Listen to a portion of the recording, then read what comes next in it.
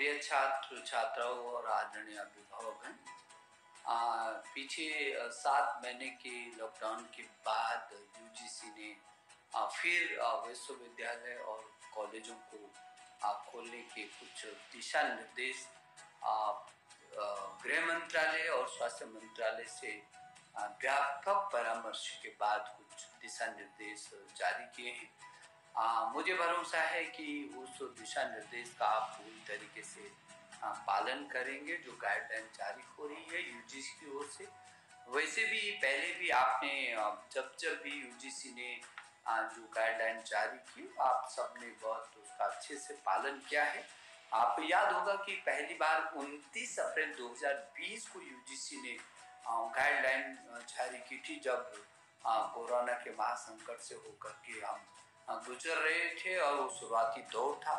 दूसरी बार फिर 6 जुलाई 2020 को दूसरी बार फिर यूजीसी ने दिशा निर्देश जारी किए थे विभिन्न विषयों को लेकर के, जिसमें ऑनलाइन शिक्षा थी, परीक्षा का संचालन था, प्रवेश प्रक्रिया थी, शैक्षणिक कैलेंडर जैसे बहुत महत्वपूर्ण विषयों पर था। और तीसरी बार जो है 24 सितंबर 2020 को यूजीसी ने तब भी गाइडलाइन दी थी और बहुत महत्वपूर्ण विषयों को उस समय भी जोड़ा था।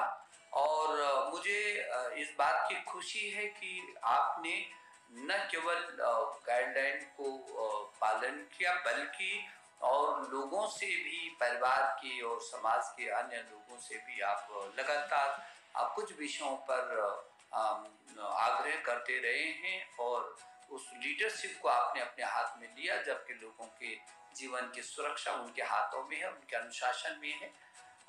तो ये काम आपने किया है। फिर इस समय यूजीसी ने फिर गाइडलाइन जारी किया है क्रमबद्ध तरीके से राज्य सरकारों से और केंद्र शासित राज्यों से व्यापक परामर्श करने के बाद परिस्थिति को देखते हुए योजनाबद्ध तरीके से क्रमवार इस जो कॉलेज हैं, जो विश्वविद्यालय, उनको खोलने का दिशा निर्देश गाइडलाइन जारी किया है यूजीसी ने।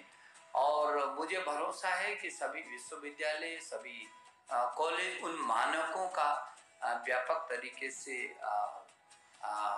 पालन करेंगे और जो सुरक्षा है और शिक्षा है दोनों का अच्छे से ध्यान रखेंगे, जिस तरीके से अभी तक भी आपने रखा है। और वैसे भी मेरे नौजवान साथियों, भाई और बहनों, आपको मालूम है कि हम ज्ञान आधारित अर्थव्यवस्था का जो हमने संकल्प लिया है और हिंदुस्तान को पूरी दुनिया का ज्ञान की महाशक्ति बनाने का जो हमारा सपना है, जिस मार्ग पर नई शिक्षा नीति के तहत हम तेजी से आगे बढ़ रहे हैं। और वैसे भी आपको मालूम है कि ये सारा जो कार्य है वो महाविद्यालयों और विश्वविद्यालयों से होकर के गुजरता है और उसमें आप ही सभी छात्र छात्राएं, जो शोध छात्र हैं, जो जितने भी विभिन्न विधाओं में पढ़ने वाले छात्र हैं, विभिन्न सब्जेक्ट को लेकर के आगे बढ़ने वाले हैं, चाहे तकनीकी के क्षेत्र में हो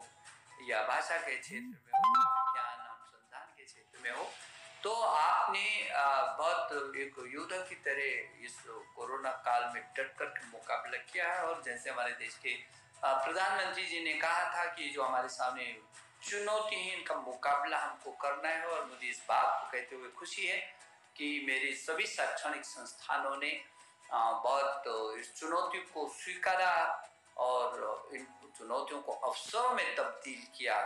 बहुत सारे शोध और अनुसंधान हुए हैं जो पूरे देश के सामने आए हैं और देश ने उसमें खुशी महसूस की है।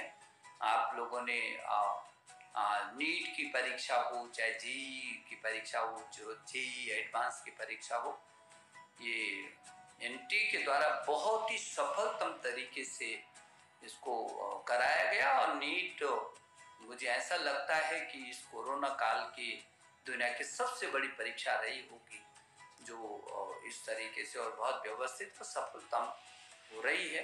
मुझे भरोसा है कि जो कॉलेज क्रमबद्ध तरीके से खुल रहे हैं, जो विश्वविद्यालय खुल रहे हैं, इसमें बहुत सारे महत्वपूर्ण निर्देश हैं सभी विश्वविद्यालय, सभी कॉलेज, सभी छात्र उनका पालन करेंगे। और वैसे भी जो आपको तो मालूम है, हमारे देश के प्रधानमंत्री श्री नरेंद्र मोदी जी लगातार आपसे संवाद करते रहे हैं, कभी शिक्षकों से, छात्रों से, अभिभावकों से। उनका मार्गदर्शन हमेशा हमको मिलता रहा है और उन्होंने कहा कि भारत एक ऊर्जावान देश है और युवा देश के विकास का इंजन है। ये जो हमारे देश के यशस्वी प्रधानमंत्री जी बार बार बोलते हैं कि ये जो भारत है ये ऊर्जावान देश है और इस ऊर्जावान देश का जो विकास का इंजन है वो हमारे युवा हैं। आप पर बहुत भरोसा है प्रधानमंत्री जी का, और क्यों ना हो, आप ही देश का भविष्य हैं। और जो आगे जो 21वीं सदी के स्वर्णिम भारत का जो संकल्प है देश के प्रधानमंत्री जी का, तो संकल्प को पूरा करने के लिए ही युवा पीढ़ी को ही आगे आना है। वैसे भी आपको तो मालूम है कि पूरी दुनिया में लगभग 121 करोड़ युवा हैं, जिसमें से 21% से भी अधिक भारतीय हैं। हमारे देश में लगभग 26 करोड़ युवा हैं, 26 करोड़। और हर पांचवा जो पेशेवर है पूरी दुनिया में, वो हर पांचवा भारतीय है। तो ये चौंकाने वाले आंकड़े हैं। मुझे लगता है कि भारत का जो गौरव है देश के प्रधानमंत्री जी के मार्गदर्शन में बढ़ रहा है।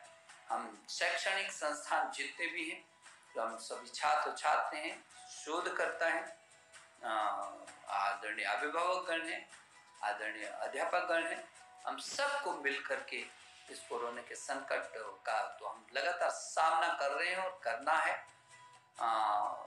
ये उदाहरण भी प्रस्तुत करना है। तो इसलिए मैं सबसे बहुत विनम्रता से मैं ये प्रार्थना करूंगा कि जो यूजीसी ने अभी गाइडलाइन जारी की हैं उसका अक्षरशः पालन हो, ताकि हमारे जो विश्वविद्यालय भी खुले, महाविद्यालय भी खुले, हम अपनी शिक्षा पर भी ध्यान दें और हम अपनी सुरक्षा पर भी ध्यान दें। मेरी शुभकामनाएं।